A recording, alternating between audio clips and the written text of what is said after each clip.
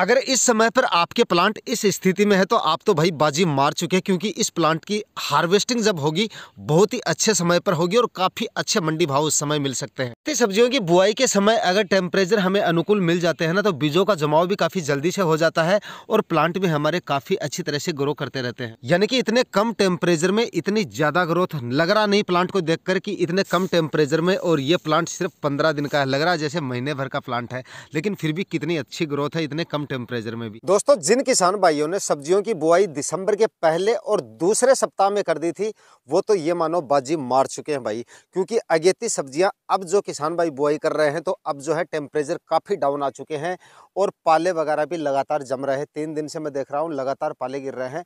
और अब जो किसान भाई बीज की बुआई कर रहे हैं अगेती सब्जियों की, तो उनके बीज के जमाव में ही काफ़ी समय लग जाएगा। लेकिन जिन किसान भाइयों ने दिसंबर के पहले और दूसरे सप्ताह में बीजों की बुआई कर दी थी, उनके बीजों का जर्मिनेशन भी काफ़ी अच्छा हुआ है और प्लांट भी काफ़ी हेल्दी और स्वस्थ खड़े हैं। दोस्तों, मैंने नवंबर माह में 1-2 वीडियो डाले थे जिनमें किसान भाइयों को बताया था कि भाई जिन किसान भाइयों के पास में ज़मीन खाली पड़ी है और अगेती सब्जियां लगाना चाहते हैं तो अभी सही समय है। दिसंबर के पहले सप्ताह में लगाएं या फिर दूसरे सप्ताह में, यानी कि अपने एरिया में पाले गिरने शुरू हो उससे पहले पहले अगर आप बीजों की बुआई कर देंगे तो आपके बीजों का जर्मिनेशन भी काफ़ी अच्छा हो जाएगा, आपकी फसलें जो है काफ़ी अगेती हो जाएंगी। लेकिन अब स्थिति बदल चुकी है, क्योंकि अब जो है लगातार पाले गिर रहे हैं।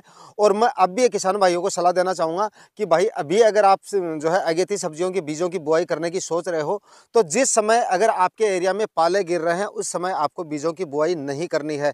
क्योंकि इस समय अगर आप बीजों की बुआई करेंगे और लगातार पाले उस समय गिर रहे हैं तो आपके बीजों के अंकुरण में आपको बहुत ज़्यादा समय लग जाएगा और साथ ही अंकुरण भी आपका जो है जर्मिनेशन रेट भी आपको काफ़ी अच्छी नहीं मिलेगी, प्लांट भी आपके खराब हो सकते हैं। दोस्तों, ये जो क्रॉप आप देख रहे हैं ये हमने लगभग 15 दिन की क्रॉप हुई है हमारी। 15 दिन पहले इसकी सीड शोविंग हुई थी और मैं अभी आपको इसकी स्थिति दिखा रहा हूँ, यानी प्लांट कितना हेल्दी और कितने स्वस्थ आपको दिखाई दे रहे हैं। आप यहाँ पर एक बार देख सकते हैं, यानी ग्रोथ देखिए आप कितनी शानदार है इनकी, यानी जर्मिनेशन इनका जो है वो काफ़ी जल्दी हो गया था। उस समय हमने बीजों की जैसे ही बुआई की थी तो लगभग 6-7 दिन में इनका बीजों का जमाव हो गया था और प्लांट भी आप देख रहे हैं कितने हेल्दी और कितने स्वस्थ है। मैंने बताया था लो टनल के अंदर अगर आप बीजों की बुआई करते हो तो आपके प्लांट जो है वो काफ़ी हेल्दी रहते हैं। जैसा कि आप वीडियो में देख रहे हैं, ये देखिए काफ़ी हेल्दी प्लांट है। ये देखिए ग्रोथ देखिए इनकी कितनी शानदार है। लगातार अब 3 दिन से पाले गिर रहे हैं, लेकिन यहाँ पर आप देख पा रहे होंगे कोई भी प्लांट पे किसी भी तरह का पाले का असर आपको नहीं दिखेगा, क्योंकि भाई लो टनल जो हमने लगा रखा है।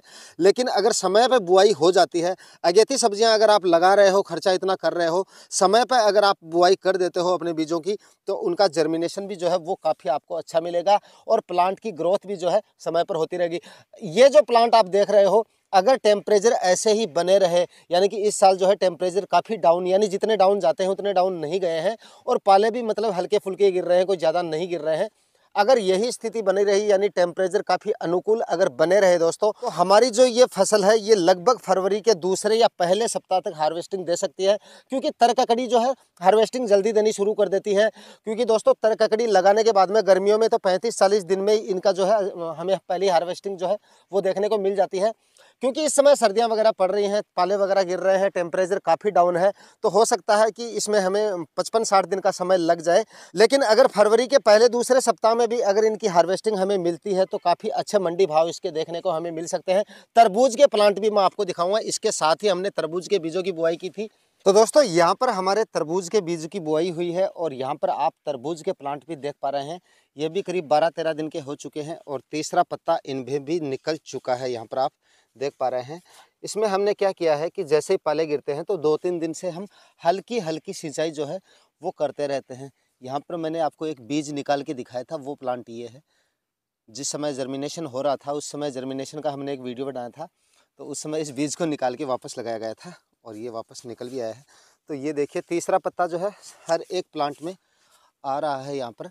और यहाँ पर हम जो है सिंचाई इसकी जो है जैसे पाले गिरते हैं तो हल्की हल्की सिंचाई करते रहते हैं। ज़्यादा सिंचाई करने से क्या होता है कि इसमें जो हरे कलर की जो काई सी बन जाती है, जैसा कि आप वीडियो में देख पा रहे हैं, इस तरह की अगर समस्या आपको देखने को मिलती है तो इससे कुछ ज़्यादा कुछ तो नहीं होता। लेकिन जिन खेतों में फंगस वगैरह की दिक्कत ज़्यादा है तो भाई इस तरह की समस्या आपके प्लॉट में ज़रूर आ सकती है। तो अगर फंगस वगैरह की समस्या अगर आपको डर लग रहा है कि हो सकता है आपके प्लांट में, तो कॉपर ऑक्सीक्लोराइड जो आता है 50% में, आप उसका फर्टिगेशन हल्का सा फर्टिगेशन कर सकते हैं 250 से लेकर 500 ग्राम प्रति एकड़ के हिसाब से, अगर आपके प्लांट इस स्थिति में है तो। तो इतनी खुराक आपको लेनी है। और साथ में आप मतलब इसके अलावा आप जो है कार्बेंडाजिम 12% और मैनकोजेब 63% का जो फार्मूला आता है वो फंगीसाइड भी आप काम में ले सकते हैं। लेकिन अगर फंगस का अटैक आपके प्लांट्स में हो रहा है तब आपको कॉपर ऑक्सीक्लोराइड ही काम में लेना है। ये देखिए आप, प्लांट काफ़ी हेल्दी और स्वस्थ है। जर्मिनेशन भी जो है मैं आपको लगातार हर एक प्लांट दिखाने की कोशिश कर रहा हूँ कि मतलब कोई भी होल आपको खाली नहीं मिलेगा। नाम लेते ही एक होल खाली आ गया है और इसमें से बीज मतलब नहीं निकला है, तो ये तो कोई शायद बीज में ही प्रॉब्लम हो सकती है। बाकी हर एक होल में आपको प्लांट मिलेगा। तरबूज में हमने सामने जो है होल खाली छोड़ रखे हैं। ये डबल होल वाली मतलब जो प्लास्टिक मल्च थी वो हमने काम में ली थी, कोठारी कंपनी की है और 1850 रुपये की ये प्लास्टिक मल्च आई थी हमें। 21 माइक्रोन की ये प्लास्टिक मल्च है।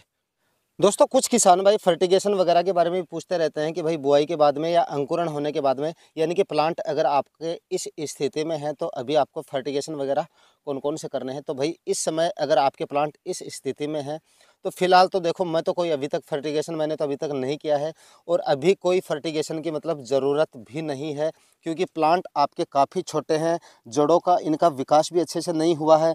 हाँ, अगर सीजन गर्मियों का होता, अगर फरवरी में हमारे ये प्लांट होते तब हम इसमें अब तक एक फर्टिगेशन कर चुके होते, यानी कि अब तक मतलब इस स्थिति में एक फर्टिगेशन उस समय हो जाना चाहिए। लेकिन फिलहाल हमारी जो प्लांट की ग्रोथ है वो काफ़ी अच्छी खासी ग्रोथ है और इससे ज़्यादा ग्रोथ हमें चाहिए भी नहीं। तो फिलहाल जो आपके प्लांट अगर इस स्थिति में है, अगर 15-20 दिन के प्लांट है और इस कंडीशन में आपके प्लांट है, तो भाई आपको जो है फिलहाल कोई भी फर्टिगेशन वगैरह करने की ज़रूरत नहीं है। तो तरककड़ी की शुरुआत में क्या है कि ग्रोथ थोड़ी सी तरबूज से ज़्यादा होती है और बीजों का जमाव भी इनका जो है तरबूज से थोड़ा सा जल्दी हो जाता है। 1-2 दिन पहले इनका जर्मिनेशन हो जाता है और उसके बाद में ग्रोथ भी इनकी थोड़ी जो है वो थोड़ी जल्दी होने लगती है। तीसरा पत्ता इनका थोड़ा जल्दी निकल आता है। बाकी हमने तरबूज के साथ ही इनकी सीड शोविंग की थी, उसके बावजूद भी आपको ये वीडियो में तरबूज से बड़े लग रहे होंगे, लेकिन जो तरककड़ी है उसका थोड़ा शुरुआत में ग्रोथ जो है वो इसी तरह की होती है, क्योंकि हर साल मैं लगाता हूँ, मुझे पता है अच्छी तरह से। और इस समय पर आपको सिर्फ एक ही चीज़ का ध्यान रखना है। अगर आपके प्लांट इस कंडीशन में है तो सिर्फ आपको फर्टिगेशन का जो ध्यान रखना है वो फंगस का ध्यान रखना है।